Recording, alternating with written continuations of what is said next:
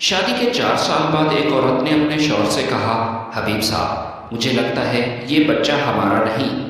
شوہر نے حیران ہو کر بیوی سے کہا کہ ایسا کیوں کہہ رہی ہو؟ تمہارے من میں ایسا خیال آیا ہی کیوں؟ بیوی نے کہا، حبیب صاحب میں نے یوں نہیں کہا، ہر بات کی کچھ نہ کچھ وجوہات ہوتی ہیں۔ آپ لڑکے پر غور کیجیے، اس کی شکل نہ آپ سے ملتی ہے نہ ہی مجھ سے۔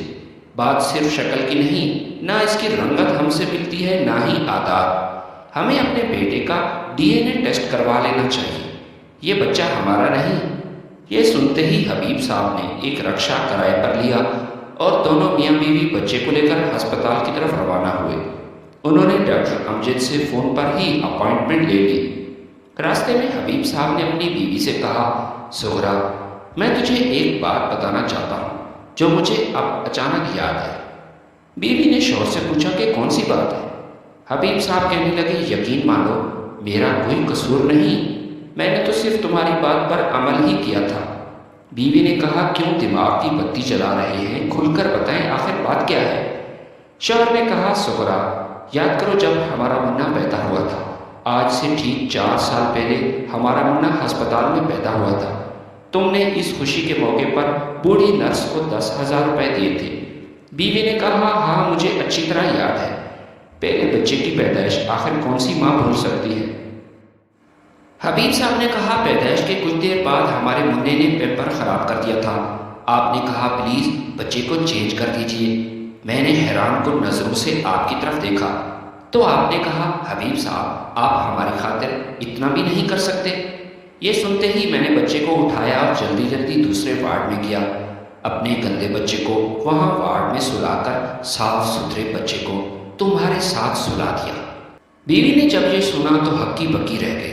ہسپتال میں گئے تو ڈاکٹر نے بھی اس بات کی تصدیق کر دی کہ یہ بچہ تمہارا نہیں۔ سغرا نے ڈاکٹر سے کہا کہ میرے شوہر کی بے وقوفی کی وجہ سے میرا لال مجھ سے بچھڑ گیا، کیا ایسا ممکن ہے کہ وہ مجھے واپس مل سکے؟ ڈاکٹر نے کہا کہ وارڈ میں 120 بچے تھے، 4 سال کا عرصہ بیت چکا ہے، اس بات کا اندازہ لگانا بہت مشکل ہے کہ آپ کا بچہ کس کے پاس ہے۔ دونوں میاں بیوی گھر واپس آ گئے۔ دوسرے دن حبیب صاحب جمعہ کی نماز پڑھنے کے لیے مسجد تشریف لے گئے۔ امام صاحب خطبے میں فرما رہے تھے کہ جو بھی اس دنیا میں آیا ہے اپنے حصے کا رزق لے کر آیا ہے۔ اگر آپ سمجھتے ہیں کہ آپ سے ہی گھر کا نظام چل رہا ہے تو یہ آپ کی غلط فہمی ہے۔ آپ کے ہونے یا نہ ہونے سے کسی کو کوئی فرق نہیں پڑتا۔ حبیب صاحب نے دل میں سوچا کہ مولوی صاحب نے بڑی عجیب بات کی ہے۔ میں گھر کی کفالت کر رہا ہوں، بیوی بچے کا پیٹ پال رہا ہوں، اگر میں ایسا نہ کروں تو گھر میں تو فاقے پڑ جائیں گے۔ یہ کہہ کر اس نے اپنی کریانہ کی دکان بند کی اور بغیر کسی کو بتائے گھر سے کہیں دور جنگل کی طرف چلا گیا۔ جنگل میں اس کا ایک دوست راجہ ڈاکو رہتا تھا۔ حبیب صاحب اپنے دوست کے ساتھ وہاں رہنے لگے۔ سغرا نے اپنے شوہر کی گمشدگی کی اطلاع پولیس میں دی۔ پولیس کئی دن تک حبیب صاحب کو ڈھونڈتی رہی مگر وہ نہ ملے۔ محلے والوں نے سغرا کو اکیلا نہ چھوڑا۔ ایک سکول کے پرنسپل نے اس کے بچے کی بغیر فیس اپنے اسکول میں داخل کروایا۔ صرف یہی نہیں بلکہ اس نے سغرا کو بھی اسی اسکول میں ٹیچر کی جاب دے دی۔ گاؤں کے چودھری نے سغرا کو بیوہ سمجھتے ہوئے اس کے بچے کے نام 10 ایکڑ زمین الاٹ کر دی تاکہ وہ کسی کی محتاج نہ ہو۔ سغرا کی غربت ختم ہو چکی تھی۔ 2 سال بعد حبیب گھر واپس آیا تو اسے زندہ دیکھ کر سب حیران ہو گئے۔ حبیب نے بہانہ کیا کہ مجھے ڈاکو اغوا کر کے لے گئے تھے۔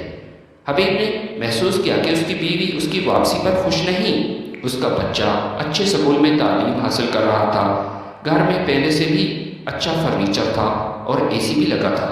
1 ہفتے تک سغرا نے جب اس سے بات نہ کی تو حبیب نے بیوی سے کہا کہ تجھے کیا ہو گیا، کیوں مجھ سے بات نہیں کرتی؟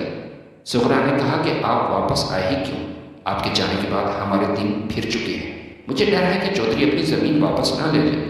آپ کے ہوتے ہوئے تو ہم 1 مرلہ زمین خرید نہ پائے، جبکہ اب منع کے نام 10 ایکڑ زمین ہو چکی ہے۔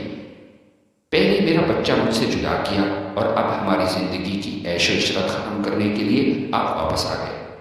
حبیب نے جب بیوی کے منہ سے یہ الفاظ سنے تو دل میں کہا، امام صاحب نے ٹھیک ہی کہا تھا، ہمارے ہونے یا نہ ہونے سے کسی کو کوئی فرق نہیں پڑتا۔ مجھے اس بات کا غرور تھا کہ میری وجہ سے گھر کا نظام چل رہا ہے، جبکہ گھر والے میرے واپس آنے پر خوش ہی نہیں ہیں۔ بے شک اللہ تعالیٰ نے ہر فرد کے حصے میں رزق لکھ رکھا ہے، وہ اپنے حصے کا رزق پا کر ہی رہے گا، چاہے کچھ بھی ہو جائے۔